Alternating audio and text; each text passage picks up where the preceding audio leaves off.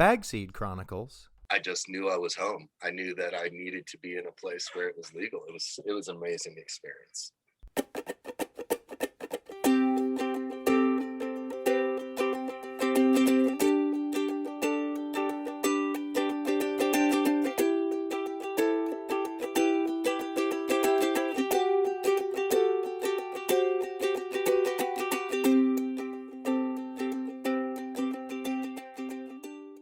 Hi everyone, welcome to the Bagseed Chronicles.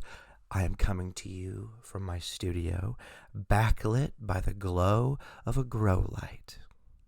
I have a wonderful show for you today. I interview my old army buddy, Scuba Steve, to talk a bit, and I also have a garden update. I just had a dental adventure, so pardon the lack of detail in the garden update. I wanted to keep it succinct for my own sake. I'm going on the road soon and plan on taking my mobile mixer with me. Won't it be fun to see what I come back with? Dip Devices was nice enough to send me a free dab pen. The one they sent me is called the Lunar. This is the first free product anyone has ever sent me, so I look forward to telling you about it on the next episode after I've played with it a bit. Lucas Barfield told me he really likes his.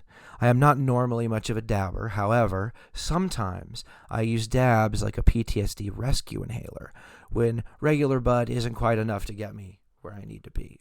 This, of course, isn't a behavior I would recommend to everyone, but it has worked for me. Using cannabis as any kind of therapeutic is best under the supervision of some sort of healthcare professional, which I am not. Now let's get to the show.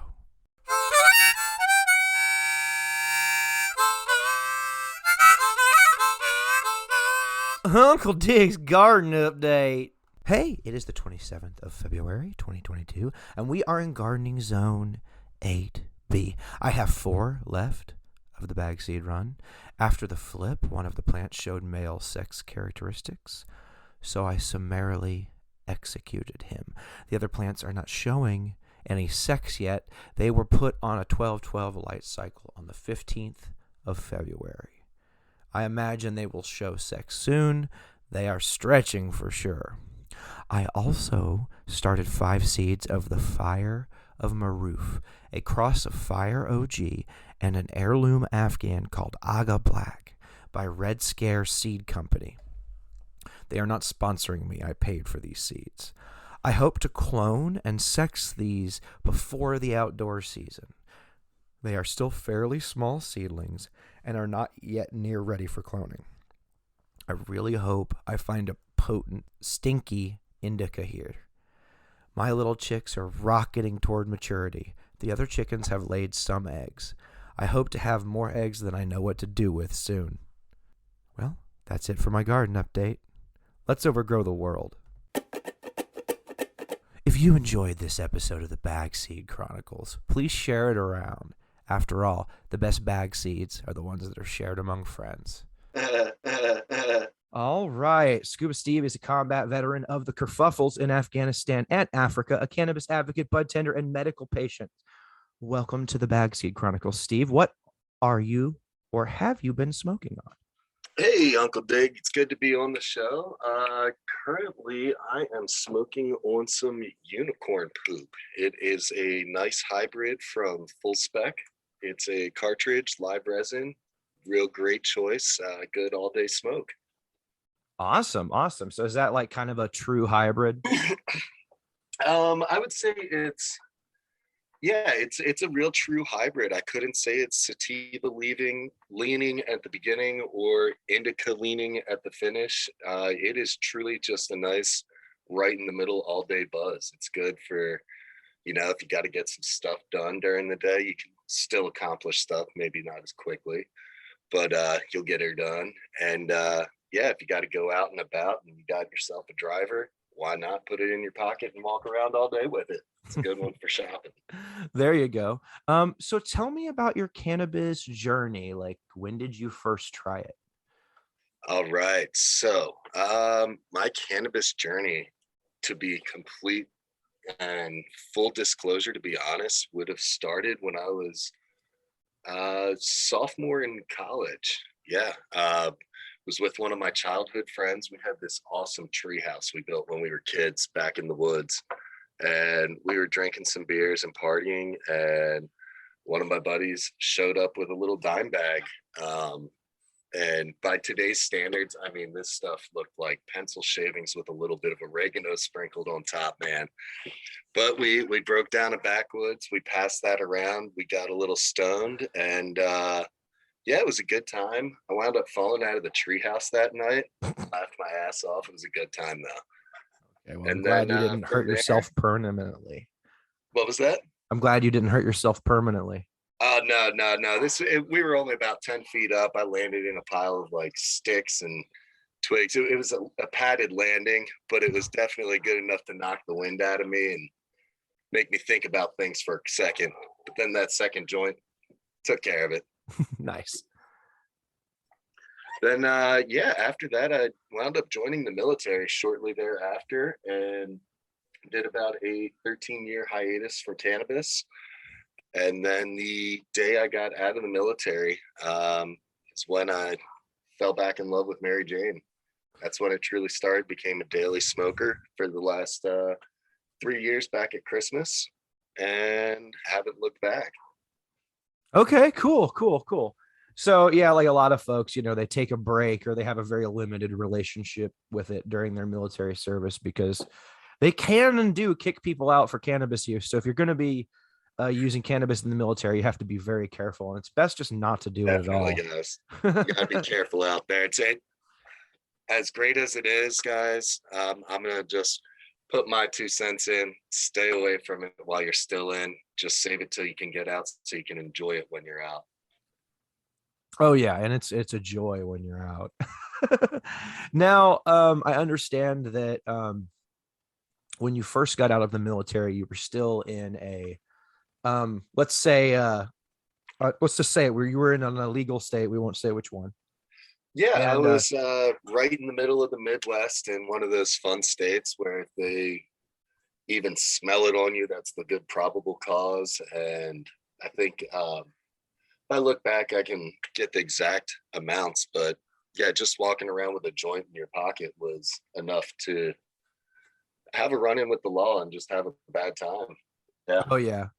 And were you still able to source like pretty decent cannabis on that market, or was it kind of catch as catch can even in the recent years?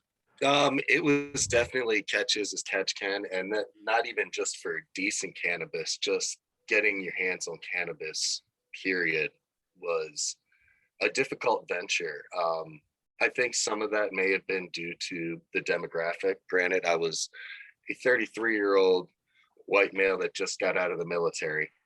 I looked like a cop trying to buy weed off a college kid. Let's call it like it is. So yeah, it was pretty damn hard to source weed with a high. Hey there, Sonny, you got some of them tie sticks? Yeah. Let me get one of those left-handed cigarettes, bud. And they look at me like, "What the fuck is this old man want? Like, get away from me, dude." No, they're like, I was going to the community college, and there's always kids smoking weed at the community college. It's kind of a staple.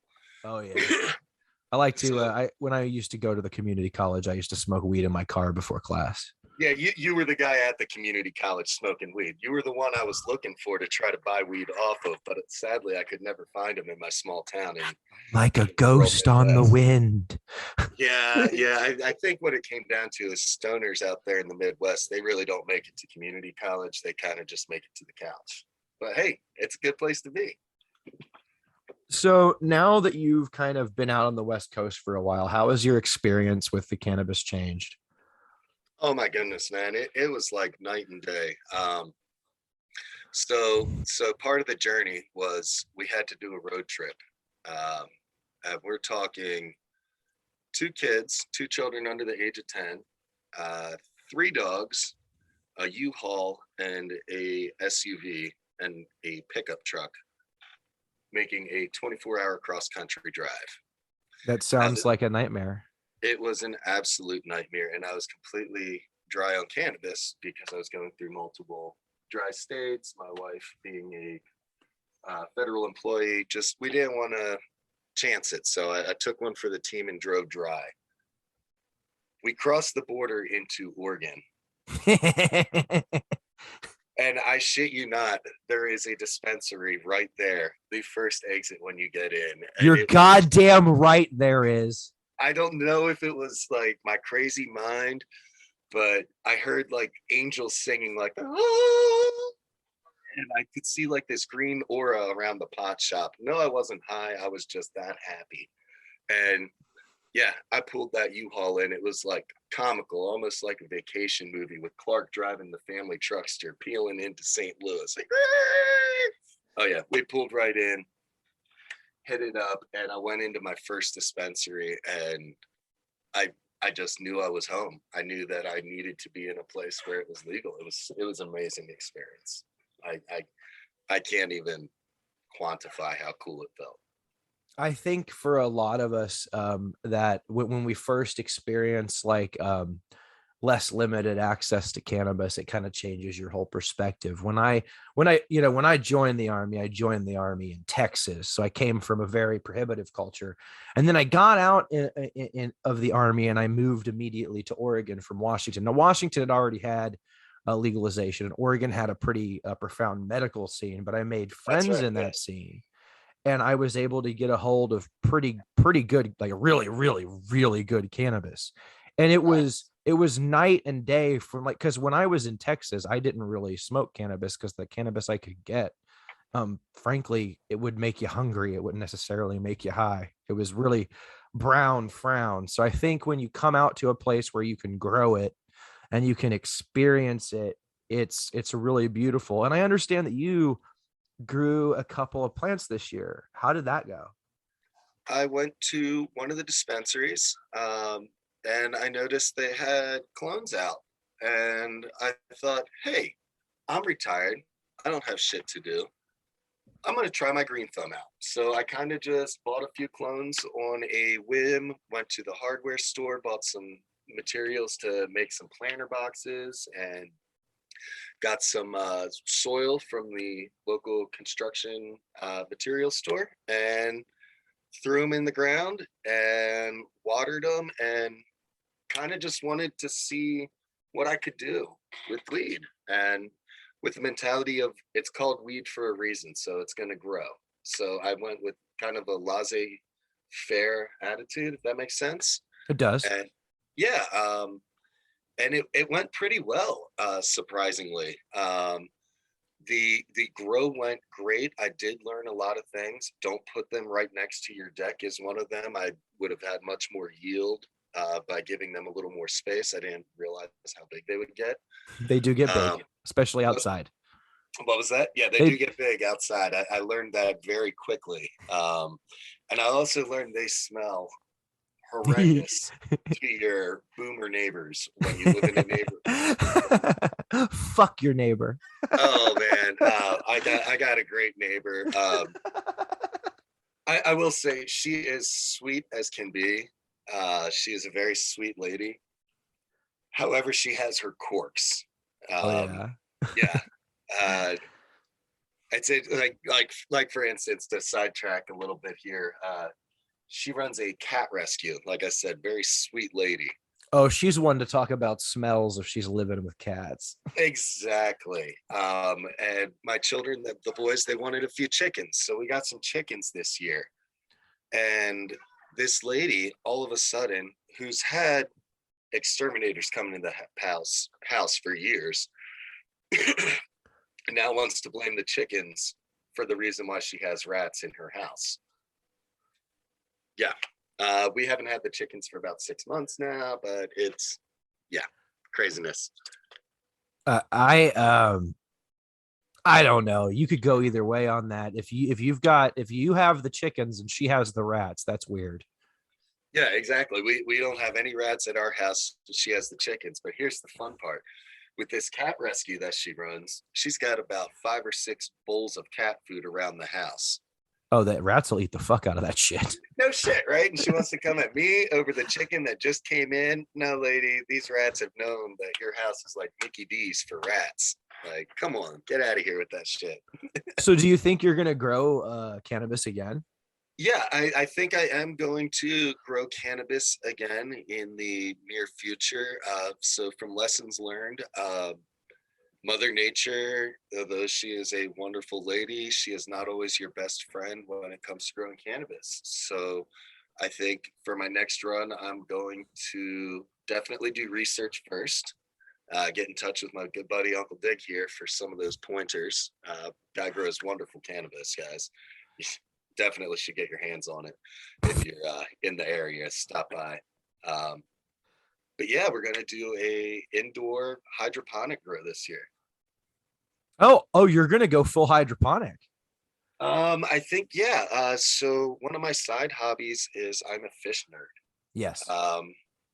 To say fish nerd is a understatement. I am retired and took a second job to fund this hobby because every time Uncle Dick gets a hold of me, it's hey, check out this new fish tank, man. He can attest to it. So let's give to give the listeners an idea of how, and I know that part of the reason why your cannabis did so well this last year is because you were watering it with basically water that you'd been changing out of your fish tanks. Oh, so you want me to give out my secrets? Okay. It's not okay. So first of all, it's not a secret. People know to do that. I know. But I am excited. How many fish tanks do you have? Just tell them. Prank. Just tell all them right, guys. in your so house. Currently, fish tanks. Drum roll, please. We have. This is it. We have to count them. I currently have 6 tanks up and running in the house. Okay. And they range anywhere from 5-gallon fish tanks or desk tanks up to the main tank, which is 125-gallon live planted community fish tank. How they tie into the cannabis side of things is every week when I change water out of the tanks, I would collect it into a 5-gallon drinking barrel. You know, the ones that you put in your kitchen for drinking water, Uncle Dig? Mm-hmm. Yeah, so I would transfer water into there, and instead of just dumping it down the drain, something clicked in my head, and I thought, why don't I try using this as a fertilizer supplement on my cannabis plants? So basically what you ended up doing was feeding them a nice fish poop emulsion, which is exactly which is what, so if you tie, like, so here's why I'm excited for you to grow indoor cannabis. I'm not the best indoor grower. I do better outdoors where I have to adapt to the environment, not the other way around. But the way you're able to keep those live planted takes alive and keep all these different fishes that have slightly different needs alive in an environment is very exciting, because I think that you're gonna dial in your indoor grow very quickly, and I'm excited to watch. Thank you, man. Yeah.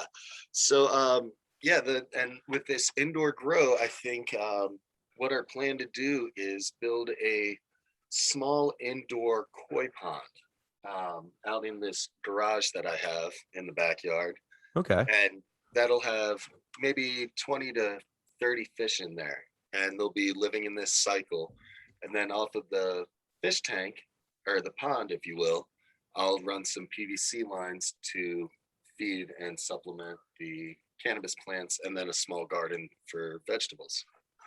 Awesome. I can't wait to see what you build. I'm really excited. Yeah. And when you build it, I want to have you come back on and talk about it. Oh, definitely. Yeah, we'll have to get back on, and we'll upload some photos to the Uncle Dig Instagram.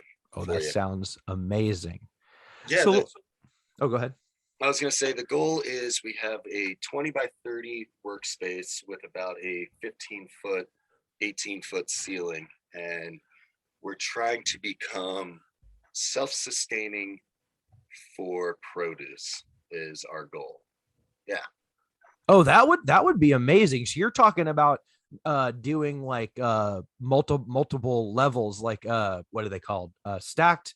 So you're going to line the walls with parts of the walls with plants, right? Is that what I mean? Yeah, parts of the walls with plants. I've been looking into systems to grow hydroponic cantaloupe and other melons. Okay. Because I mean they go through them, so we'll be doing that, and they'll be pretty cool. So it'll grow the vine vertically. You do anchors up on the ceiling. It's some pretty wild stuff coming out of Japan for that. Oh my gosh! So you're gonna have like an artificial jungle in like your garage. The only thing that'll be missing is the parakeet. Yeah. Well, we don't need to get a parakeet. It'll eat all your fruit. This is true. So I guess we'll just have to keep with the fish jungle. Yeah.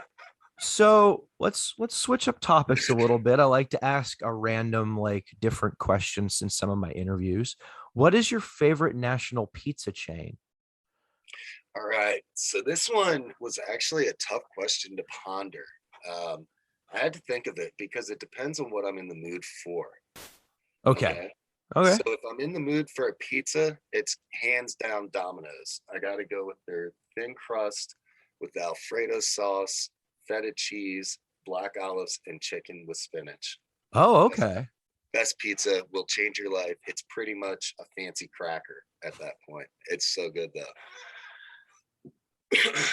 Now, secondary to that though, it's got to go out to Papa John's because their variety, those new papadillas, they're the shit. You got to get you one, guys. The Philly cheesesteak is amazing.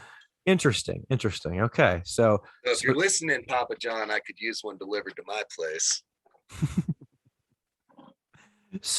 you and I came of age in an age where cannabis was, except for a few medical programs, completely illegal and verboten and taboo. Do you think cannabis will become legal in more states in the coming years? Or do you think that the legalization movement is kind of stagnated? So I, I'm a little torn on this. Well, I do think that there is progress being made in the industry. To say that it's stagnant or at a stalemate at this point, I could see how one could make that argument. Um, However, there's so many moving parts that people don't realize need to happen for cannabis to be legalized. It's not just a governor saying, "Hey, we're going to legalize cannabis tomorrow. Go ahead." It's they have to put so many things in place, and I think the general public just doesn't really see that too much. You know what I mean? Yeah, I think for sure that's an aspect of it, but I also think that from my perspective, while it might not be as simple as a government saying it's okay, I think it is as simple as a line vote to deschedule. In my world, we don't build a regulatory program around it nationally, and we leave that up to the states. We just deschedule it uh, federally. I think And would which I think, in my opinion, I think it should go to a line vote on the next presidential election. To be honest with you, and not leave it to the politicians. I think this is something that we, as the people, as a democracy, should have the right to decide upon. I I I don't. th- I think at a state level, there's ways for that to happen, like, the referendum program in Washington, Oregon, and California. But there's no way to do a federal referendum like that. Yeah, there would definitely be legwork to figure it out, but I think it would be interesting to just get a true national poll down to every voter's level to see what the national consensus would be. So that way our politicians could move forward. And why I'd like to see it move forward at the federal level is um, for traveling purposes. My wife and I, we like to take our children and go travel and see the country. And being a medical cannabis patient, that adds it, makes things quite difficult at times, you know? So looking into states that have reciprocity with my license or card and whatnot, or hey, if this state is not legal, is it a misdemeanor? Is it a slap on the wrist? Or am I going to need to post bail money? So there, Right. and that's why I think it'd be great if we could get it federally legalized. Now, the other side of me says that's going to suck the big fat baby's dick, if we can say that online, because Yes. Yeah. It's a yeah, explicit show. yeah, I think I think that would seriously suck because once the feds get their greedy little hands into it, there's going to be at least to be conservative here in my mind, a 25% markup in price at least, and that'll be if the feds wanting to take their cut from it on taxes. I think you're right, but as long as we can protect home grow, that's really the only way Definitely. that we can protect, like, any kind of personal access at, like, a reasonable price is home grow. We've already seen that all of the legislative system are going to take our tax money. They're going to give it to police who have traditionally not been kind to our scene. So it's not fair for us to have to fund them. Sure. And so the other aspect of that is like, if you grow it at home, at least in let's just say medical for starters, because Oregon you can grow 4 plants, but let's just say Washington, Oregon, if you have a medical card, California as well, you can grow a little bit extra plants and you're only paying the state once or twice, right? What you're paying the doctor and you're paying the state like a card registration fee, but that's it. And then, taxes on whatever seeds you buy. And I know in Washington, that's really a fraught topic about how you source genetics. And I'm not going to get into it. Y'all need that to is a tar and very, feather very, your whole very government. difficult thing to do. Yeah. Yeah, it's ridiculous. But do you think, I think the other thing that people don't think about is like people who are in low income housing, because it's a federal program, a lot of times their cannabis rights are different. Veterans have to pay out of program doctors when they should just be able to go to the VA and have the VA doctor say, here you go, here's your cannabis recommendation. Oh, definitely. Yeah, that's a whole nother topic there. Yeah, you could get veterans ranting, and I've heard varying things. I know that some veterans are of the opinion that the VA pharmacy should act like a dispensary. And so I'll weigh in on that. That's a joke I've always had, that if we get it federally legalized, how great it would be if the VA became like a dispensary. so how much weed does the VA have to get? So how much government weed does a veteran get? Like, is it I'm gonna put before we say that, we got to realize though that this would be government weed, right? These assholes source everything from the cheapest bidder that just barely gets the job done. You're going to be smoking some Reggie that burns the hell out of your throat. But hey, man, it was free. I think the VA wouldn't provide smokable medicine. I think they'd probably it'd probably be something shitty like Marinol pills or something. It'd either be like Marinol pills, or maybe we would get like some patches. That'd be, Oh yeah. I mean, I could get down with some like cannabis patches, like the nicotine patches. Those would be kind of dope. Yeah, maybe. I mean, if they're free, like what the hell? I mean, what harm is that? No. Yeah. I don't know. Topicals are like a whole nother thing, like how they work and how they get into you. But if they could make some sort of like, well, I know they figured out how to make it water soluble, but I'm not too up on that science. Yeah, they do have the water solubles now. But as far as back to the question, let's get back to that. I think I could see the VA giving out, I think 2 ounces a month, I think would be a reasonable amount. It's, you know, from working in the dispensary for a little while, I got to see like people's smoking habits, if you will. Yeah. Getting to know our regular customers, seeing like how much they smoke on the regular, and assessing that, yeah, 2 ounces is quite a good amount of cannabis to go through in a month. But if you're treating for medical purposes, it would definitely get the job done for you. Yeah. We'll not talk about how much I consume in a month. Well, we know Uncle Dig smokes quite a bit of cannabis, but he also grows it. So you got it. Quite the advantage there. So you always have it readily available to you. Except that it's even more embarrassing when I run out. So actually, speaking of Uncle Dig's weed, I had a bowl of his Star Killer last night. Oh, awesome. How was that? Oh, it was lovely as always. Had that, went up into my man cave and watched some cartoons for a little bit, and then went right to bed and slept like a baby. Oh, I'm glad you enjoyed it. Is there anything you would like to say to my audience before we get out of here? I don't know, guys. Just do your thing. Find what makes you happy in life, guys, and run with it. We only get one life, so live it to the best that you can. All right, that's good. Live it up to the fullest and live it the best you can. That is Scuba Steve, and this has been the Bagseed Chronicles. Let's overgrow the world. You can reach me, Uncle Dig, on Instagram at Uncle Dig. The bumper music on this podcast was produced by Chad DeVilliers on ukulele. He can be followed on YouTube at Ukuleles Are Stupid or on Instagram at Chadwick Enterprises.